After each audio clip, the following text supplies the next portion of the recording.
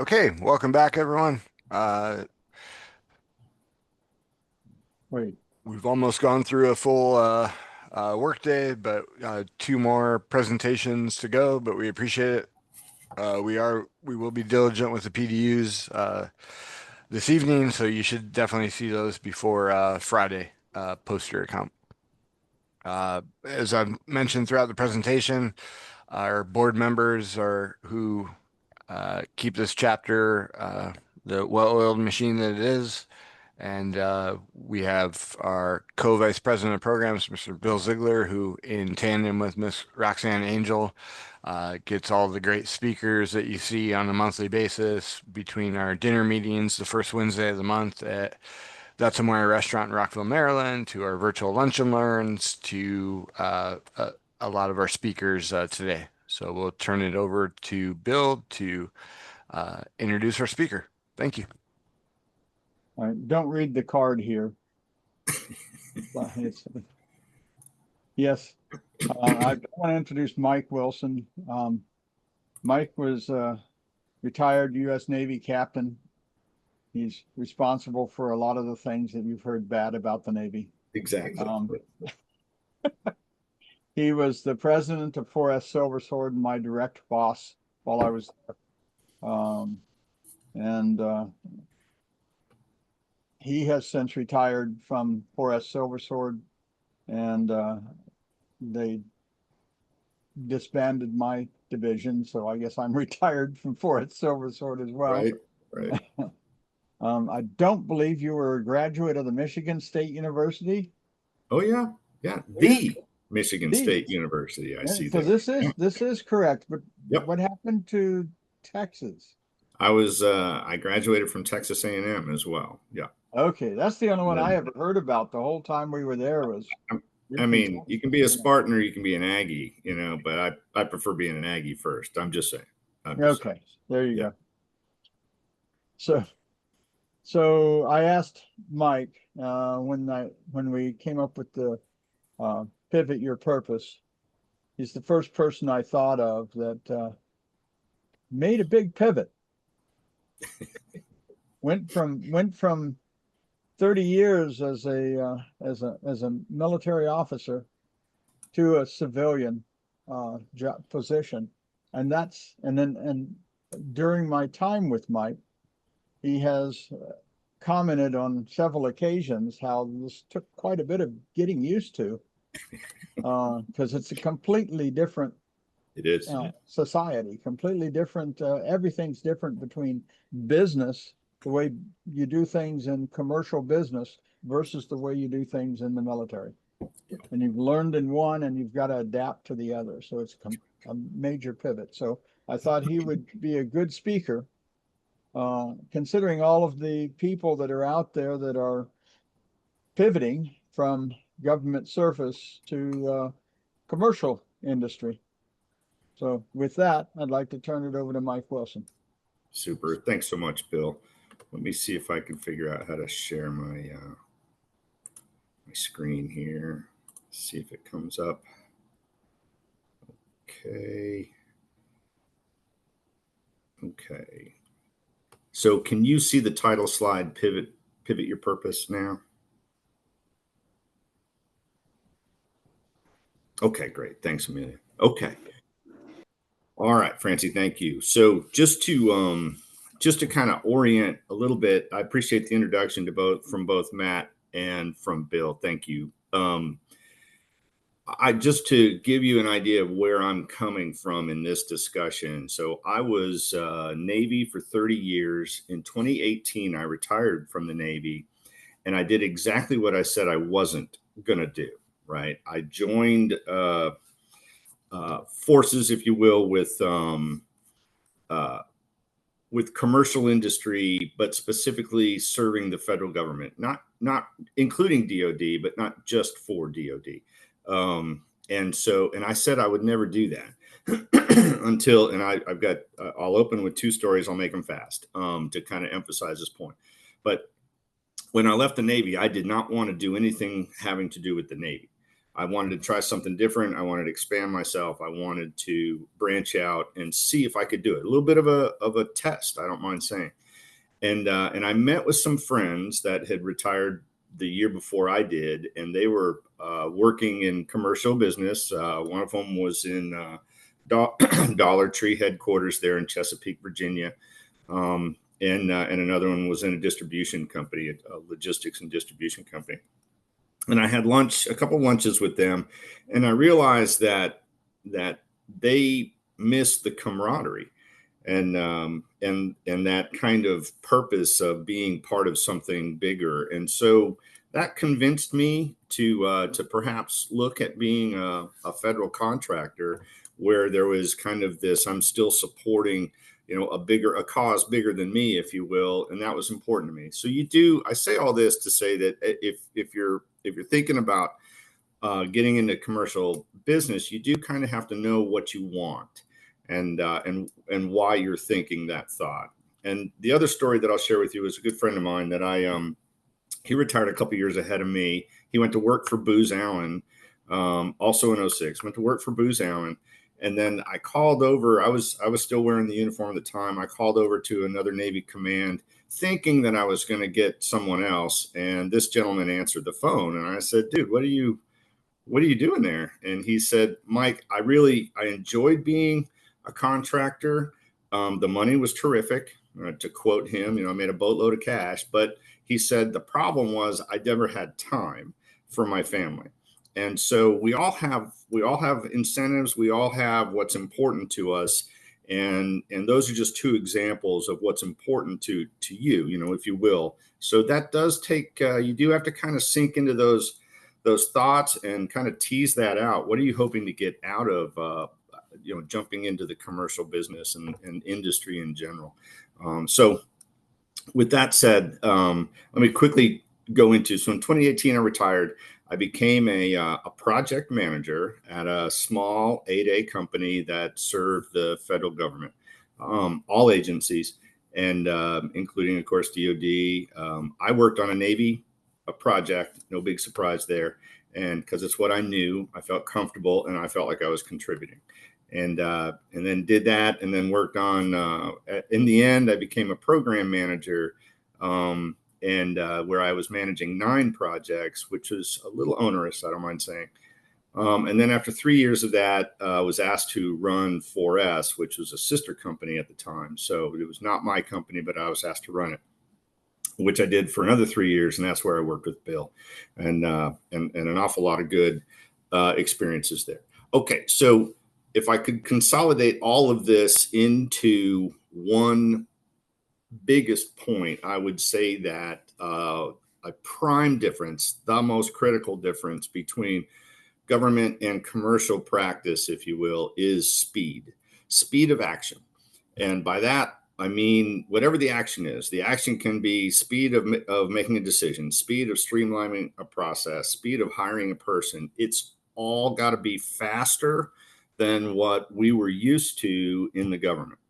And that's not a value statement on the government. I'm not condemning the government. They need to think about things in view of the perspective that the government has, just 330 million people that it's trying to take care of. It needs to move slower. I think it would ruin the government, honestly, if it moved at the speed of commercial practice. But that said, that is the biggest key transition point, and certainly one that I had to learn.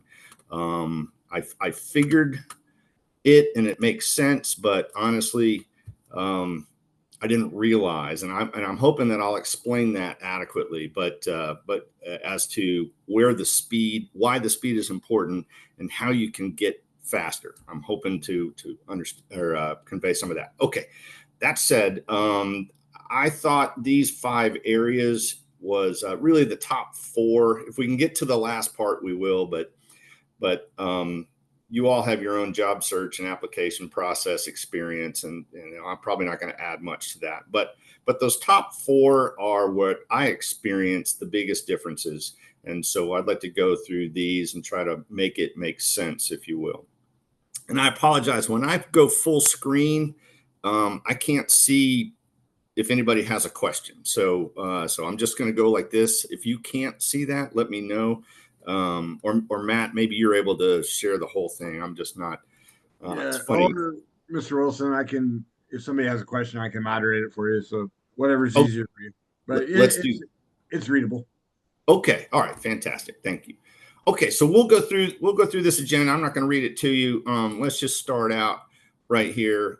Some of the key differences are not going to surprise you. Some will, I hope, will be a little more insightful than perhaps you had considered before. And then if you at any point, please ask questions. You don't have to wait to the end. If the chat is for that, like Matt said, if you raise your hand, I will address the question right away. So anyway, some differences between what I call kind of the mechanical, the structural, organizational differences. We'll cover some of that. That includes the culture of the workplace. And then I found processes are very different, and decision making, again, this is probably the biggest difference is speed.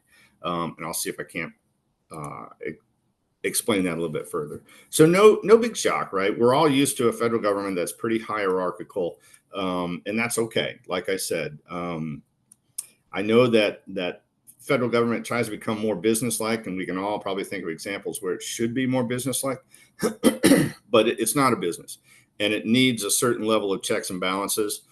So that tends to slow things down at times. Whereas a commercial company, you can see there clearly, fast is better. And if you make a decision quickly and it's the wrong decision, there's this fail fast and fail often is kind of a culture in the commercial business, and where you try something, if it doesn't work, you move on, and you define what success is. And if you're not living up to success, then move on. Fail fast and fail often.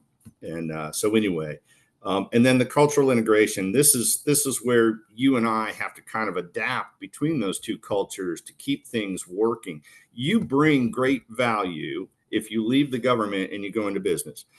Don't doubt that at all. You can do this transition. If a Texas A&M grad can do it, you can do it. I promise. But there's differences, and so where you leverage your experiences is kind of that cultural, that cultural integration that I'm referring to here. So let me just go on to the next slide. And I know there's a lot to get through, and I do apologize if I'm hurrying. And I'm hoping to make this make sense. So a couple of aspects of the org structure and the workplace culture. There's 4 aspects that I want to address here. Here's 2 of them on this slide and then 2 on the next. But again, kind of the normal, what you think of as an organization. I call it mechanical. It's not particularly innovative per se, but how is the organization structured? And then you start getting a little bit more into, how does information flow up and down and sideways in the organization? How are decisions made in the organization as a result of information flowing? How do metrics, how do data flow within the government? You can see there, it's again, we kind of come back to the hierarchy. It's fairly mission driven. There's nothing wrong with that. I see there down at the bottom where I say metrics tied to service levels, budget execution. Budget execution is important, right? Anybody that's worked in the government, it's all negative outlays. You get a pile of money on 1 October, and you have to have a certain percentage of it spent in April, a certain percentage spent in July, and definitely 100% spent, by September 30th. So budget execution becomes a metric, and where you're at on that becomes a performance metric for you within the government.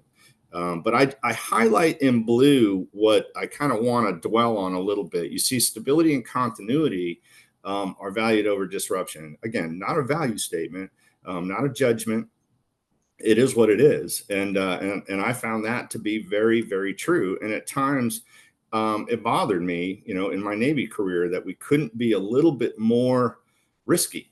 And but on the other hand, and as I got ranker, if you will, as I promoted, I realized, disruption can be catastrophic in some cases, and it can lead to really bad processes, bad thoughts, bad decisions. So I understand, and because so many people are impacted within the federal government, you do need stability and continuity.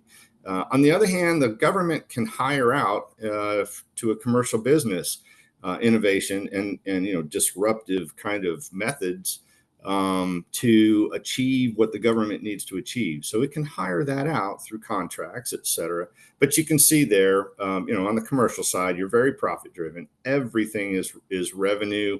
Everything has a revenue scale attached to it. So if the revenue is increasing, that's a good thing. If return on investment is good, that's a good thing. Competitive advantage is only as good as it generates revenue. So it all comes down to generating revenue for the business. And then ideally folks in the business do better. I mean, you and I can have a beer someday and talk about Elon Musk, but anyway, all of that aside, that's largely the intent behind commerce and industry is to bring advantage to the, to the government. And so, but it's just the government needs to hire it out. Okay, so hierarchy and bureaucracy again.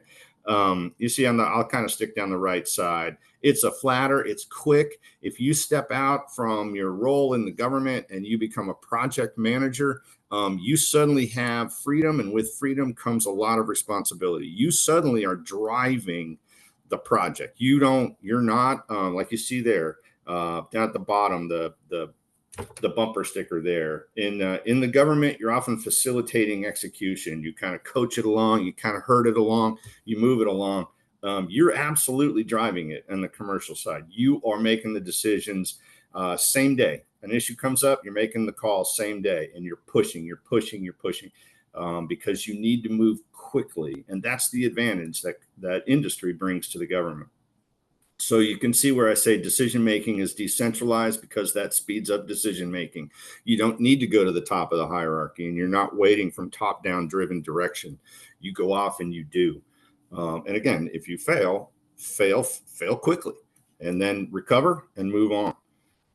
Okay, so the other two parts of organizational structure, the talent and developing talent. If anybody's tried to get hired on the federal at the federal level, it's about a 12-page resume, and it's several months. In the commercial practice, you've got days, and so and you're gonna make mistakes because you're looking at resumes that should be no more than 2 pages. You're trying to ascertain, is this a good person? Does he or she have the right skills? You go through an interview, maybe 2 interviews, but you got to hire, and you got to hire fast. And true story, we had one project where actually several projects where we had to have a team in place 10 business days after the contract was awarded. So in the instance that I'm thinking of, we had to hire 26 people in 10 days. So you do it. I mean, you gotta go fast, and you'll make mistakes, and you wind up letting some folks go. But it's all done fairly quickly. And so I just, again, to reiterate the point that your planning window in the government is longer than your planning window and your action window and your decision-making window in industry. So I need to highlight this revenue impact. Second bullet down on the commercial side, advancement based on performance. Honestly, everybody's a good performer. And I know that sounds, sweeping generalization, but really we did a lot of software development. We did some IT, we did some data management. We had data engineers that were fantastic. They were all fantastic. The guys that did the ones and zeros and program software, they were fantastic. What really broke folks out was the fit, and where you see up above that, cultural fit. That was important. And some folks couldn't communicate very well. Some folks were just like to be, problematic in teams. But everybody had the knowledge usually to do a good job and was able to do a good job. So we would assess folks based on, are they bringing in revenue? Are they talking to the client about follow-on work? Do they need to talk about the client? Do they have leadership potential, as you see there? So a much faster speed to hiring than in the federal sector. Okay, and so you see there, I think that bumper sticker is kind of important, where it talks about, and this certainly happened to me, probably many people in this meeting right now. You're given a team, in the government side, you don't really have the ability to switch people around. I mean, you try, but you don't always have that ability, and you do as best you can with what you have. On the other hand, when you're a project manager on the commercial side, you have total control. And if you don't stay in that company. Just Mike's advice. But you have total control. You hire, you fire, and you make that team run, and you're driving value for the client. Okay, last scale from an organizational structure perspective, the change management. As you see there, I think most of us understand that incrementally on the government side, there's an awful lot of vetting. There's a lot of up and down the chain of command. There's a lot of changes and compromise, quite frankly, because in the government, you usually have cross-functional teams that have to decide issues. And so depending on the budget folks, they may not like the decision. Perhaps the logistics folks don't like the decision. So you have to do some compromising on the government side. On the commercial side, your team is largely focused on generating value for the client. And so with that in mind, you can see, the change will be fast because the client needs fast. And if the client is the federal government, great. If the client is a big industry, bigger company, Walmart, same. They're looking for fast decisions, fast improvement. Okay, so again, that comes down to internal approvals. Like I say there, suffice. You move. If you fail, it's not the end of the world. Well, it depends on how bad you fail, but if you fail, it's usually, and you're going to fail, it's usually, okay, we got to pick up and then we'll redirect here. But you do that, and you do that quickly. Okay. And again, if you have some questions, I know I'm droning on and on. There's a number of slides to get through. If you have questions, please let me know. If I'm not hitting the mark, let me know. And okay, so processes and decision making. Another important aspect of the differences is the decision making, and the decision making is often at the end of the process, right? So I heard 10,000 times in my Navy career, we make decisions in the Navy based on data. Yeah, no. They tried, and they wanted to. There's no doubt, and they were working toward it. But but not always. And so what you see on the commercial side is you do need that. You got to make fast decisions, and you're doing so largely based on data and interaction with the client. It takes a relationship with your client. You have to know what they want. You have to stay ahead of the client and what they want. We had a project with the Department of Labor where we had such a good relationship that we were able to stay ahead and present data, in this case, in such a manner that we said, hey, does this work for you? Not so much right now, but 2 weeks from now, when you need to answer these questions, we're working on that. And that was all part of feeding, the client what we thought they were going to need, what they said they were going to need. So that relationship becomes very, very important as you try to make decisions that will value the client. So, and again, no big surprise, the government decision, a little bit slower, a little more bound by regs, rules, laws, and that's all necessary. So again, speaking to the bottom bullet there, speaking to the project managers in the room, you need to adapt to that faster decision-making process. And you need to understand that you have the ability to make some of these key decisions. Okay, so let me go here.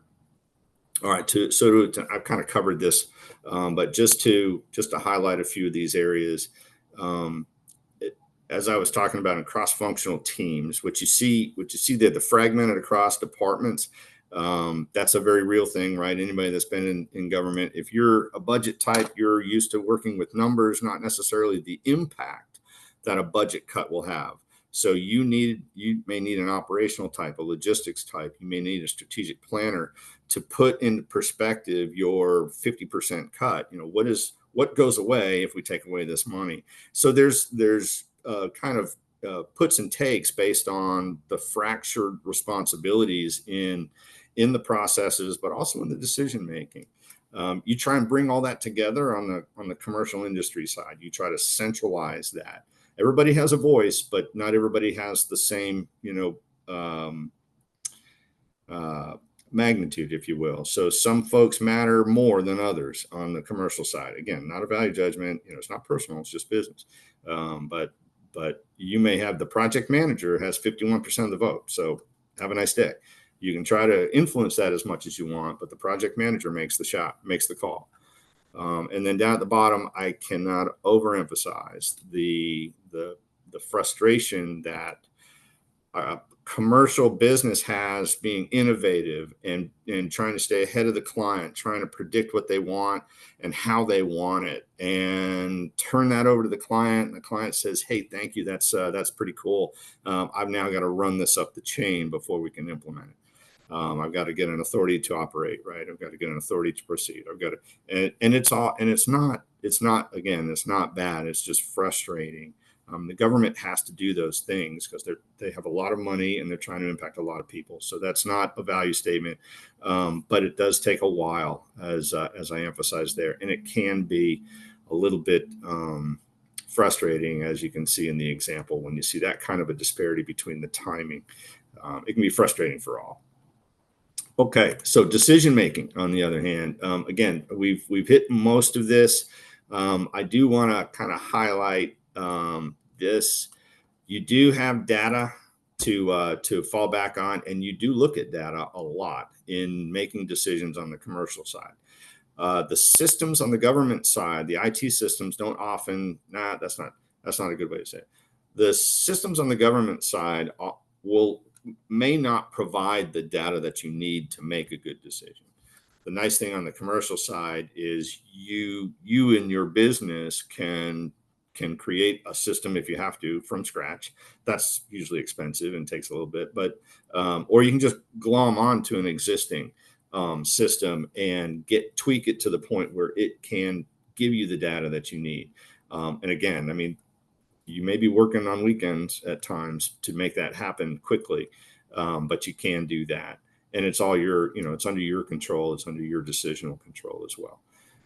So you see here, something that used to drive me crazy in the Navy was this consensus based.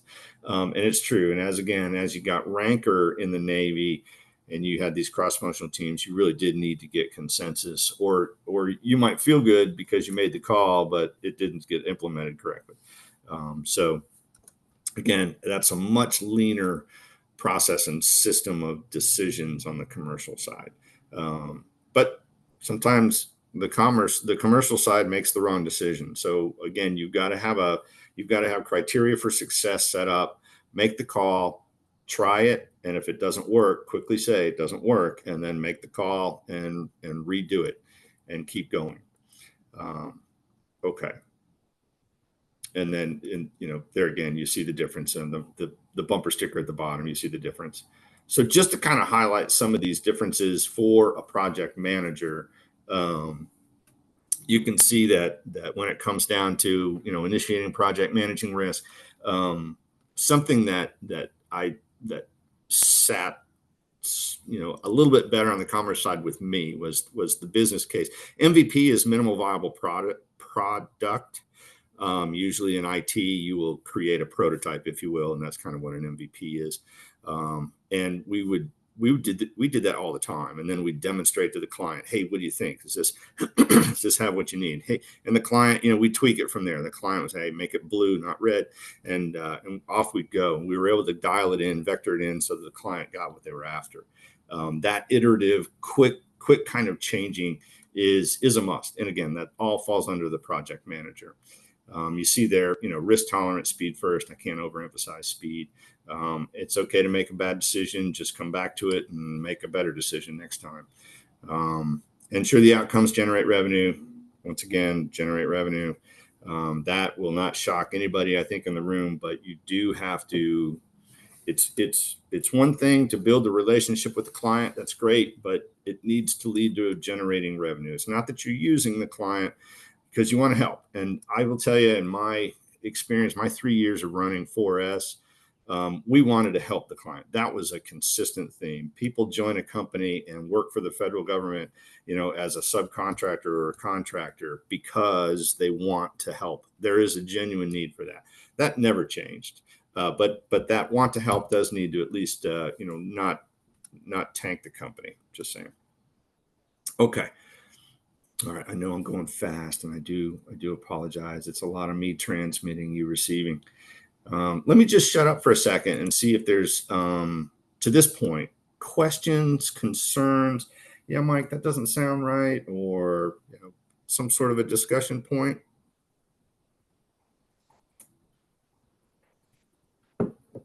Okay. Yeah, Matt. Yep. And great content and wisdom so far. In terms of if everybody had a transition like you, uh, I think there'd be less fear in the transition. So, what do you see among some of your peers and counterparts in terms of why they fail to adapt without that structure, or like if they're a flag officer or an Yeah, or a full bird, like when they walk into a room, people don't stand up and like they don't know how to just become just a part of the team and not the leader of the team. that's a Thank you. great point. And that's an awesome question. I used to tell people as I transitioned, it was so easy within the first 30 seconds of a meeting, when the meeting was all military, you would know, because of the stuff that you wear on your uniform, you would know who the decision maker was, right? The rankest person in the room is the decision maker. If it's the admiral, he or she sits at the end of the table. I mean, right down to seating, And so if it's an O7, a 1-star admiral, they sit at the end of the table. The O6 is next to that person. The O5 is next to that person. It's all prescribed. And then you can tell by looking at the uniform, well, this person does logistics. This person was a SEAL. This person was a ship driver.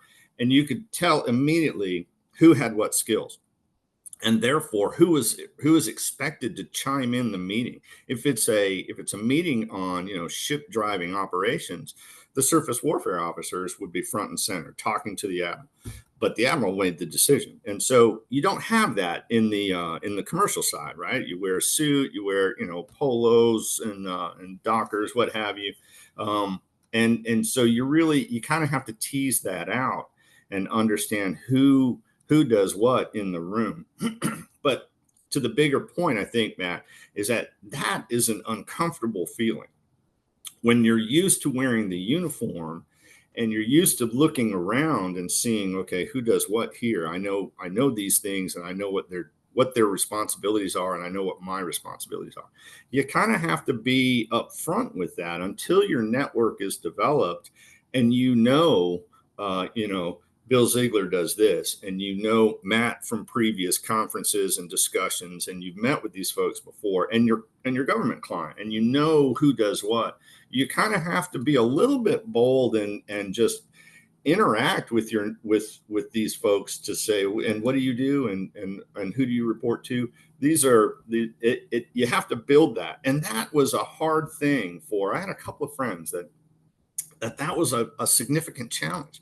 They weren't expecting that to be an obstacle. They were still thinking, I can communicate well, and I can streamline these processes, whatever. But that takes communication. And so if you don't know who you're communicating with, then you really, you got to get through that. Now, I was kind of, I was just, hey, look, I'm kind of new. What do you do again? And then you got to remember that. So you have to kind of plow through it. But that is a great question, because you kind of walk out of uniform one day and you may or may not think you're kind of a big deal. And commerce will tell you you're not. And in those terms, and it's okay. Your ego gets bruised a little bit, but then you move on, and you've got a job to do, and what you want to do. And so you got to do it. But that's a great point. And the cultural respect of someone who comes out, especially at the admiral or the general officer level, there's a lot of respect in the commercial industry for those folks. I would say there's a lot of respect for military and for folks coming out of the federal government. And I do think commerce and industry recognize that and value that. I will definitely say that they value that. So there's there's give and take on either side. And then in turn, and to your point, General McChrystal was at the AI Plus Expo that the city of DC did, and had like huge following, and there were more like 20 somethings that have never been in the military. So it's nice to see him and some of his peers like become kind of this digital age like rock stars, and it's Right. good for the military too. What advice would you have for uh, civilians who have never been in the military to lead those type of people? Because I think as we morph more into this AI age, like you could retire after 30 years like you did, but you could be working for a 29 or a 30-year-old. So Absolutely. what advice would you have for the 29 or 30-year-old?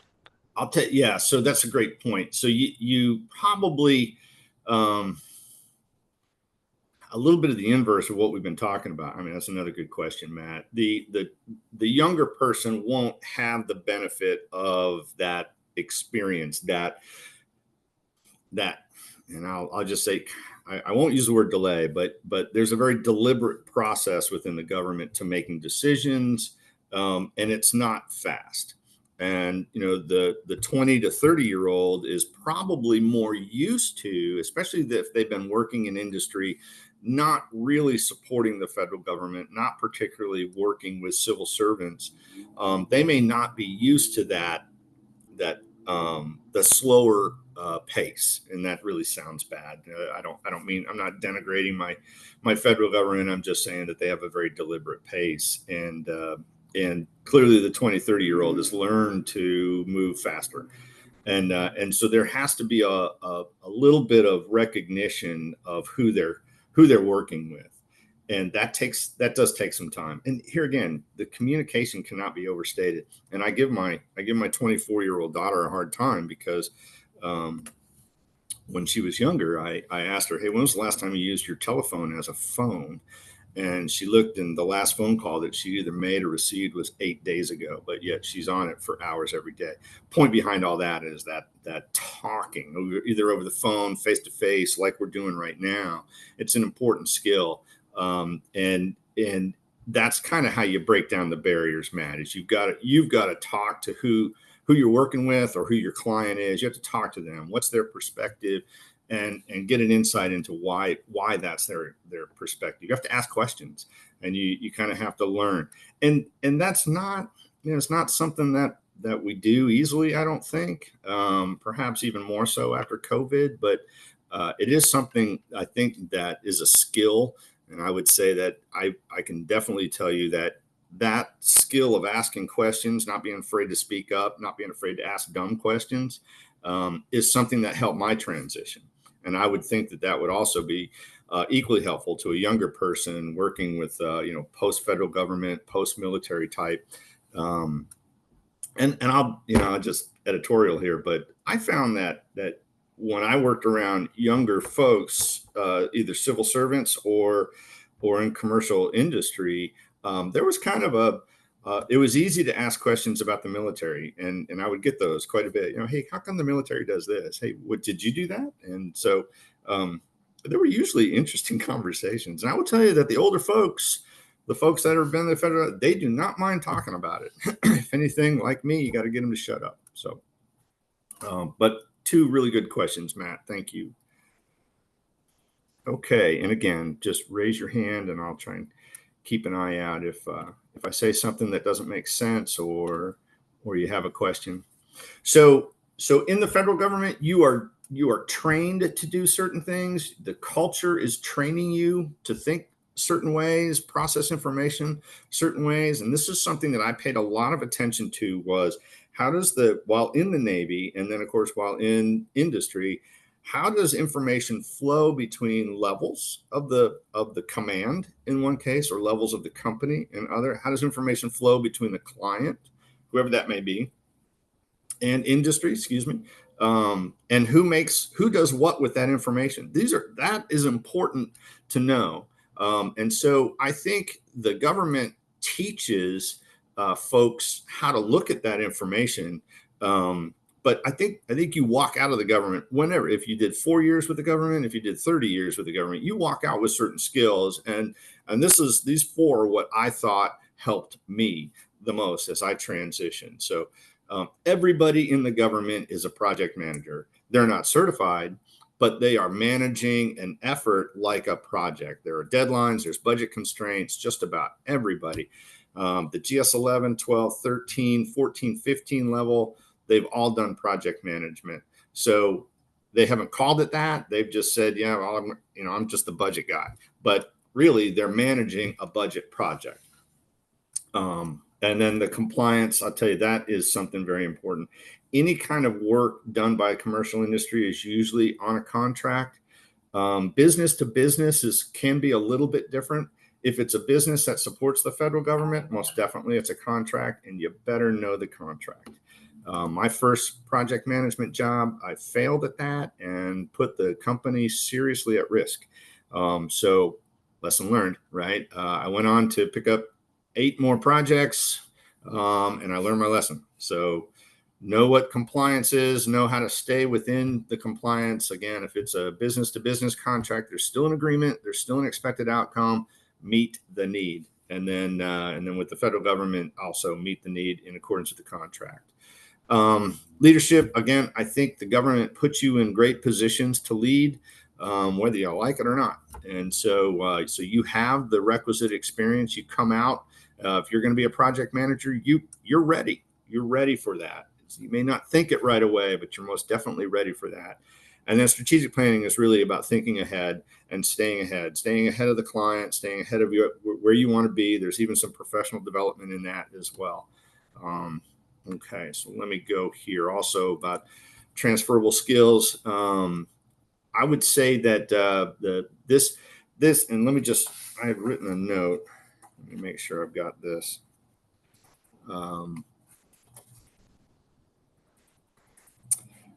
There was something I wanted to make sure that I said. Yeah, this right here. So this may,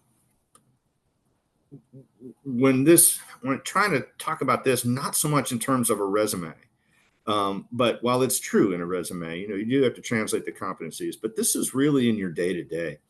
You come out of the federal government with certain competencies, and those are valuable, and you can talk to those and you can mimic those in your day to day. So if you streamlined a process in the government, you can use those same skills to streamline a process, for your client, and especially if the client's the government. But you can talk to it from within your chain of command within the business. You can talk to it in terms of, if we stream, you have to kind of make it relevant to the business. So what I mean by align with the business priorities is you can say, I'm going to streamline this process, but it's also going to return 20% on the return on investment. It's going to take 3 months, but the 3 months will be transitional. And for the next 4 months, we'll achieve a return on our investment. And then thereafter, recurring savings every year. You have to kind of put it in terms that the business will like to hear. It aligns with the priorities of the business. It aligns with the culture of the business. So this is really when I reread this after writing it, I thought, that's kind of resume-ish, but it's not. And we'll try and get to the resume here in a little bit, but this is really more about your day-to-day. Try to put it in terms, when talking within the business, try to put it in terms, your efforts are in terms of the business and what the business values. And I think, this is kind of the same thing. So I don't think we have to dwell here. Just make sure. Yeah, this is just conveying. And again, it's not bragging. You're not really bragging, but you do want to make sure that your business and your leadership within the business know what you're working on and what you're doing and why you're doing it. Okay, so the commercial work environment can be a little bit tricky, right? We've already talked about the innovation, the fast pace, the customer orientation, as I tried to stress a little bit ago. Everybody, I mean this, everybody wanted the client to succeed. They wanted to be part of that success. So prioritizing the customer needs, it kind of goes without saying, and I think it happens largely naturally as you're hiring folks. That's one of the factors to look for. And then the work style, you have to pay attention to your client, right? So if your client doesn't work on Fridays, you're probably still going to work on Fridays. If your client is asking you to do everything, from beginning to end, or they want to participate in the beginning, and asking you to finish the end, whatever it is, you go with that. So they run the show, but you have to adapt. And again, that's by this time, that's not a surprise. Certainly, we've talked about that enough. That's all part of the fast-paced results. You have to adapt. It's not when you expect it. I find that it's easier. Okay, I'm going to really try not to grind my axe here on the government contracts. So we were a business. My experiences outside the Navy were with two commercial businesses that supported the federal government. So we had contracts that we had to pay attention to. Like I said, I failed miserably my first project. Yeah, it was a hard lesson to learn, but I learned it. So contractually, it's sometimes it's seen as constraining, but it's really not. The client is often open to new ways of doing business, and generally that's why a commercial business is hired. Hey, you guys know the latest technology. You guys know the latest in processes. You've immersed yourself in this for the last 7 years as a company. You're doing this for other clients. Can you bring that skill? Can you bring that advantage to us here at the in our agency here? And so the day-to-day working is not often prescribed by the contract, but you definitely have to stay in tune with the contract. What are in the deliverables? What are in the fine print? You have to read that as a project manager. Sorry, talking to project managers here. You have to know that backward and forward. You really do. Now, there's lots of folks that'll help you with it, but I mean, you can always go to the contracting shop and they'll answer your questions. So let me harp on the middle one right there, the trust and relationship. So you build some just by working day in and day out with the client. You build some trust, and you certainly have a relationship. And these were largely, good. I mean, it's just human beings interacting. There wasn't a lot of distrust from the outset. Occasionally that would happen, but on either side. But you could get through it the more that you work together. But this is very, very important to the commercial business. Having a relationship with the client first and foremost is critical. Having that client's trust is also critical. Now, I'll describe an actual what happened. We had a client that we had a contract with them, a base year contract, and then 4 option years. So a total of 5 years of working with this client. And I was there for the last 3 of that, and went to the quarterly outbriefs where the client would tell us how we're doing. Glowing remarks. Glowing. You guys are knocking it out of the park. Love the way you did this without us even asking, et cetera, et cetera. So we felt really good. And then it was time to recompete the contract. And money now becomes the government's discriminator. And there is such a thing as best value contract, but money still is a discriminator there. And so what happened in that case, we actually lost the next contract, which I was a little bit surprised. Because we were underbid. We had a great relationship. We had accomplished many good things, and we had glowing remarks from the client, the federal government.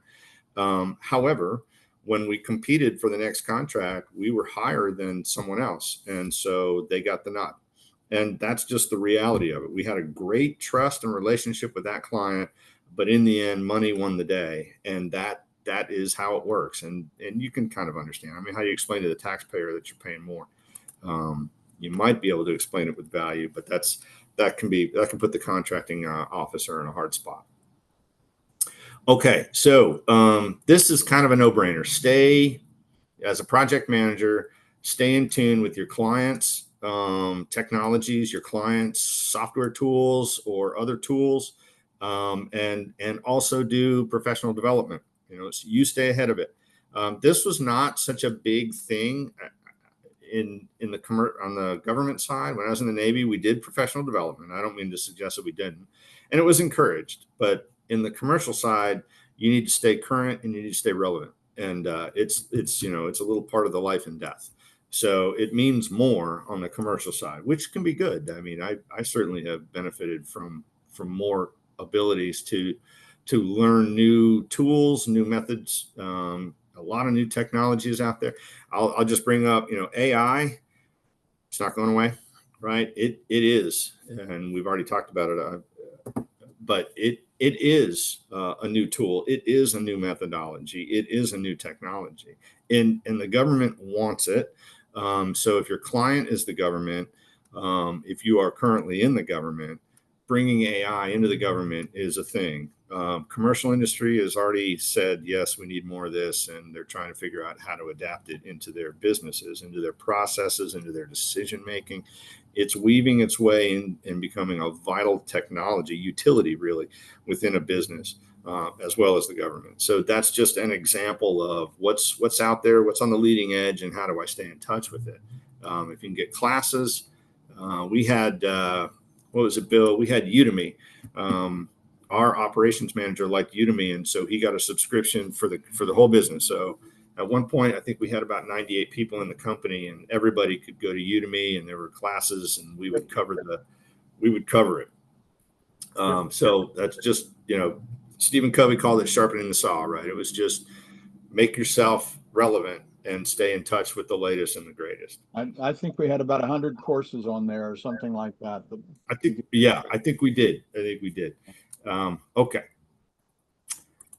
Coming near the end, and all right, so I'll try and get done here. Hey, Mike, I don't think that they've taken that down yet. I think you can still sign on using the same logo.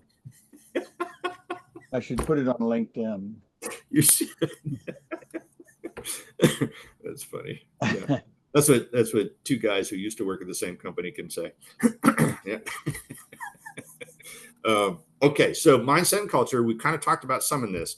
Now, let me just kind of give you an example. Openness to change. So we were doing some recruiting, some civil servant recruiting for one of the armed forces, and they asked us to not only recruit civil servants, recruit for civil servant positions, but they also asked us to look at their processes and evaluate and see where it could. Sorry, Henry, I'm looking at your note. Okay, good point. So they asked us to look they asked us to participate in their recruiting process and hire more civil servants, but they also asked us to evaluate their process, and so we did. And their process was slow, and so we went back and forth with them about, hey, here's an idea. Perhaps you want to speed it up here, and like everybody else, they were taking months to hire. But again, that's the process that the government has. So we were suggesting some changes at the GS-15 SES level. It was, yeah, we ought to do that. At the 13, there weren't any 14s. At the 13, 12, and 11 level, it was, yeah, no. And there were various reasons. Some of the ideas that we brought were not going to work, and they were right. Other folks were resistant to the change. And again, I'm just going to say what it is. It was a resistance to change because change was unfamiliar, and change is uncomfortable, and change is uncomfortable. We're all uncomfortable with change. If you can get past that. So the openness to change, we all walk out of a job thinking that we're open to change. We all do. But are we really? And so that does take a little bit of self-reflection to gauge, do I need to be more open to change? Do I need to change more? So anyway, so that's there. The fostering innovation, we've talked about that. Innovate, and you will see yourself important to your client. And then performance expectation. No real big surprise there. Go to, can't I find my, okay. Variation in pay structures. This is a little bit weird if you're used to government compensation. I will tell you that the bonus structure outside of the government is phenomenally better. But compensation comes in so many different forms in a business. It can be stock options. It could be a parking place. It can be, sorry, I can't quite see that, Henry. Let's see if I can hide that. Okay. It can be, like I said, it can be a parking space. It can be a title. Literally, it can be a title. So compensation can be much more than just money on the commercial side. It's what's important to you, and it's what will advance you perhaps to the next stage that you're interested in. If the next stage is retirement, okay, that's a little different. But if you want to become an executive vice president and then later a senior vice president, then title is important to you. So you can put executive vice president on your resume. So you got to kind of figure out what's important to you. Money is kind of a no-brainer. We all get that. But there are other methods of compensation. Benefits I found were phenomenal. And the Navy was, the retired military benefits are great, I think, and medical, dental, all of that. You just have to evaluate it. It's so fast now, though. Like my daughter just started at a new company this week, and so yesterday she called and we were talking about which benefits she should select. And of course, I was, everything that I'm currently paid for, you should pay for. No, it's not. Nuh-uh. Just kidding. So so we were walking through it, and it's just, it's click, click, click, click. Health insurance, it's all offered. Dental insurance, vision insurance, legal advice. I mean, there's all sorts of benefits. So it's part of, if you're looking in a specific industry or in a specific company, ask about the benefits. And then job security changes. Yeah, this is a real thing. I literally remember driving up to Philadelphia, my first job post Navy, and the company had just had a little bit of a bloodletting and let go about 4 people, all in the same project. Not my project, thank you. And I realized as I'm driving up to Philadelphia, thinking, well, for the first time ever, I could actually get fired. And so there's a little bit of an eye opener, and you kind of need that. A little pucker is a good thing. It kind of motivates you to again stay relevant and be good. Okay, and then professional growth. Pro dev is it often gets slid to the back burner, but on the business, on the commercial, and the industry side, it's more of a front burner thing. And okay, all right. So on navigating job search, this is, and I can dwell on this if you want. We're running out of time a little bit, and if there were questions, I certainly would love to get to those. But otherwise, you've all done the resume. I don't think I can add anything. Eliminate the government jargon. Yes, you definitely need to do that. I was fortunate enough to be selected to command twice, but if you say commanding officer in your resume, folks in business may not understand that. Folks who haven't been in the military may not understand that. So I would replace that with some leadership thing, maybe even say something, CEO level responsibility, something like that, to make it in terms of relevant to the place I was trying to get a job. And so I would recommend that. But about resumes, I can't imagine I'm really going to help you much there. And you're doing this networking in this very meeting. So you clearly have a handle on that. Okay. I will tell you that when we hired people, we never really went into their social media. I mean, Bill, if you did, let me know, but I don't, but that we had a recruiter, she was phenomenal. And, but she did not, there was no social media scanning and whatever they posted in social media. We did not do that. We would usually do 1 interview, not 2, unless it was a senior position. Then we might do 2. And I would ask that really something. Where did I have it? I had here. I think the cover letter. Simply doing a cover letter sets you apart. Just my personal experience. Most folks did not do a cover letter. They would submit a resume, and that's not terrible. That's not terrible, but the cover letter was one more way to get insight into, are you a good fit? What's important to you? Who are you? And we needed to know all of that. So we would try to learn it in an interview, but the cover letter was, a boost to that. So if you haven't done a cover letter in the past, I would recommend it. It does set you apart. The cover letter sometimes would show whether they've done their homework and check to see how they align with our company. That's a great point. Great point. Okay. All right. So won't go through this slide, but that was a lot of information. I know I was talking just a ton, boring you to tears, no doubt. Let me ask if there's questions concerned, you know what? Let me see if I will put my email. It's my pleasure, Wendy. And you know what? I have to, Renee, with the background. What was it? The Northern Lights. That was pretty cool, Renee. I have to say that was pretty cool. It's funny because 4S was a technology company, but I can't figure out Zoom well enough to put. I only ran the company. Can't figure out technology well enough to put a background on. So you're stuck looking at these guitar holders in the wall.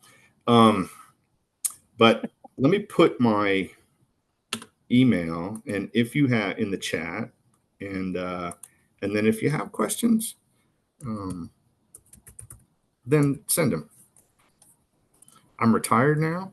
I have a little more time on my hands, so I will be happy to answer and work with you. Awesome. Okay. All right. So questions, concerns? Did it make sense? My pleasure. Okay. Hey, Michael, I have a question. Sure. How do you think things are changing or what are you seeing as a trend now with AI? Are more federal going to commercial or commercial more going to federal? Are you talking about in terms, so both are embracing it. Federal is slower to embrace it than commercial, but again, they're a little more cautious for all the right reasons. But there's also an expectation that federal wants commercial to do it and bring success back to federal, if that makes sense. So I don't know if that answers your question because It does. Okay. And I was more so also including people. Like, I've been in consulting, I think like about 10 years ago, there was like, depending how your career was in commercial, there was always like this big push to go federal. And very few would leave federal to go to commercial. Just wondering, like, now that you've been around seeing the various gambits, what are you seeing currently? So a great question. I'm probably seeing more from federal to business, and that was actually even before Trump and Doge. Seeing this migration, business offers more money, but that's not everybody's motivated. But it offers a different style of working. And I'll tell you, so just, personal experience, but I ran across many friends who would say the same thing. So for 30 years, did the Navy thing, became ranker and ranker. And that's what I call it. And get to a certain point. And I didn't want to, as you grow in the federal government, as you become, if you go from a GS-11 to a GS-12 to a 13 to a 14 to a 15, and then especially up to an SES, the problems that you're solving grow with you, and so it becomes harder to solve. The GS-15 has a problem that will take years to solve. The 06, the captain or the colonel has a problem that will take years to solve. Often, almost in every single instance, the problem outlives your tour there. And so, and that's just the nature of the problems that are handed to the senior folks to solve. These are difficult, they're complex, they're cross-functional, there's competing incentives. All of that has to be worked through, and that takes a while. And that became frustrating for federal government folks, and they would jump out of the federal government and go to business and narrow their scope. And that's exactly what I did. I became a project manager, I think I was saying, after retired as an 06 and basically was doing an 03 job. But that's what I wanted. I needed to recalibrate. I needed to get away from the big, vast scope of problem solving and do something that I could see at the end of the day, I solved a problem. So, and I found, at least within the military, that was a very common migration, was get out and do that. Kind of go back to what you were really good at when you were younger and you had a little less scope of responsibility and influence. And that was also a couple of GS-14 friends did that as well. Jumped out of the government, which was a little bit unusual at that level. But they jumped out of the government because they just didn't like all the different directions that they had to go, and they could narrow themselves within commercial practice. I'm just going to do supply chain management, and I'm just going to work on that for, the Department of Energy.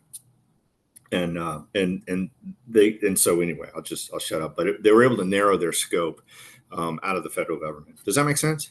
Oh no, it definitely does, and I share your sentiment. Because there's this when I got out of the service, so I did 8 years in the Marine Corps. Hence the comment, like, "Oh, the Marine Corps uniforms are the best," right? So did that. Joined commercial. I tried to do federal. I just could never get past the USA jobs. Oh my gosh, yes. Ironically enough, it was a project where I worked with one of the agencies, and it was dealing with USA jobs and hiring. And so now I learned the tire mechanics, and I would look up all my resumes. So it was interesting. But anyways, That's the great. the progression of promotions, because sometimes I fast forward to today and I tell folks, just remember, yeah, promotion means more money, but also that means more problems or bigger Amen. problems. So sometimes Couldn't have said it any better. So, you advance quickly on the business side, right? So in 3 yep. years, I went from project manager to program manager to president. 3 years. That's fast. But I saw that elsewhere, and your experience probably bears this out too. You do advance. I mean, you advance pretty well, and that usually brings more money, higher bonus, things like that. All good, but there is that bit about getting the job done, and there's more to the job when you're at that level. That's right. No, thank you. Okay. Great Well, comment. Great question. What a great session, Mr. Wilson. Thank you so much for your time. We'll continue to maintain our partnership with you as a mentor, and you definitely gave us a lot to think about, both from people not in the military who work with the military, and then some of our service members who are thinking about transition. So. Wonderful. This was an absolute pleasure, Matt. Appreciate it. I thank you and Bill for asking me to speak, and for everyone for taking time out of their day. I really appreciate that. Yep. Sorry we took you off the golf course for that. Yeah.